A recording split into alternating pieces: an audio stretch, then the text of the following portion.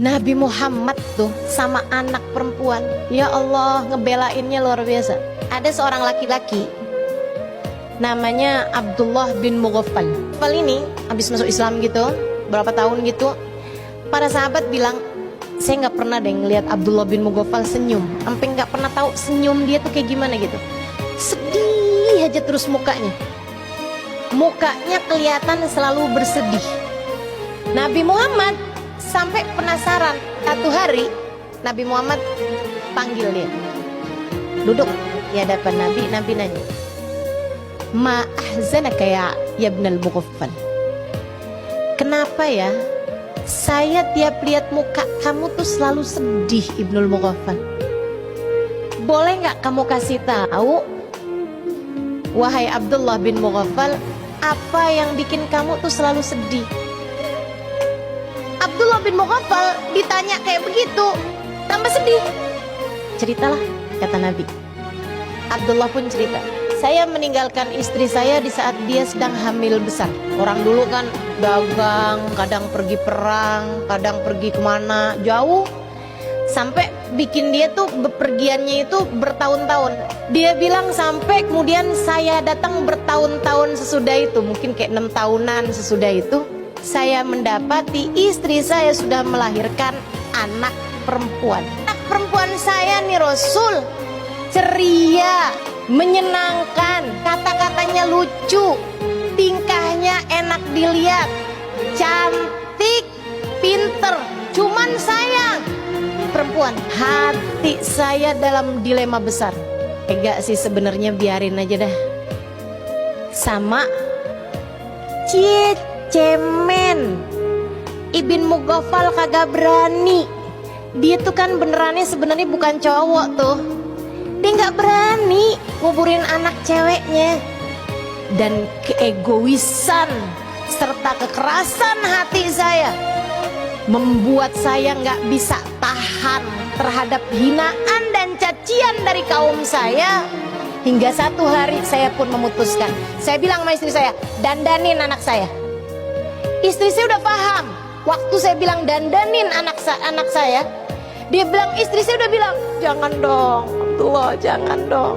Bilang istri saya dengan rasa takut dan gak berdaya, dia pun kemudian mendandani anak saya. Dimandikannya dia, dipakaiinnya baju yang bagus, diikatnya rambutnya, kemudian diajarkannya kalimat kepada anak saya itu.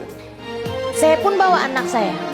Anak saya pertamanya nggak terlalu paham. Kemudian sampailah saya di sebuah bukit yang dimana orang-orang di kampung kami biasa menguburkan anak perempuannya hidup-hidup di situ. Dia bilang, saya pun mulai menggali. Waktu saya mulai menggali itu, sempat ada beberapa tanah yang nyangkut di jenggot saya dan anak saya membersihkannya. Datang nurani di hati saya. Saya sempat pikir, jangan deh Ibn Mughaffal, jangan deh, kesian bener anak kamu. Tapi tiap kali perasaan itu datang, saya segera membunuhnya. Dengan saya terbayang cacian, makian, ledekan, hinaan dari orang di kampung saya. Dan saya rasanya tidak mampu menanggungnya. Saya pun tarik tangan anak perempuan saya. Dia mulai faham. Dan saat itu juga dia berteriak dengan kalimat yang diajarkan oleh ibunya. Dia bilang, ya abi dhayya'tal amanah, ya abati dhayya'tal amanah. Ayah, jangan kau sia-siakan. Bagaimanapun saya adalah amanat untukmu. Saya amanatmu. Ayah, saya amanatmu. Dhayya'tal amanah, dhayya'tal amanah. Saya pegang tangan anak saya hentakkan dia, saya masukkan dia ke dalam kubur. Dan dia mulai menangis, meraung-raung, dia nangis terus. Dan saya tutup segera kubur tersebut sampai suaranya tidak lagi terdengar. Ya Rasulullah, setiap kali mengingat kejadian itu, yang selalu terlintas dalam benak saya membuat saya tidak mampu tersenyum apalagi tertawa. Kata Abdullah bin Mughaffal, saya menunduk dalam dan menangis. setelah selesai saya bercerita, saya masa kok Nabi diem aja gitu. Jadi saya pun mulai mengangkat wajah saya. Aku pikir Nabi akan menghiburku gitu. Kan tetapi ketika saya melongokkan wajah saya mendapati Nabi Muhammad terisak-isak sampai air mata beliau itu membasahi kain yang ada di bawah beliau.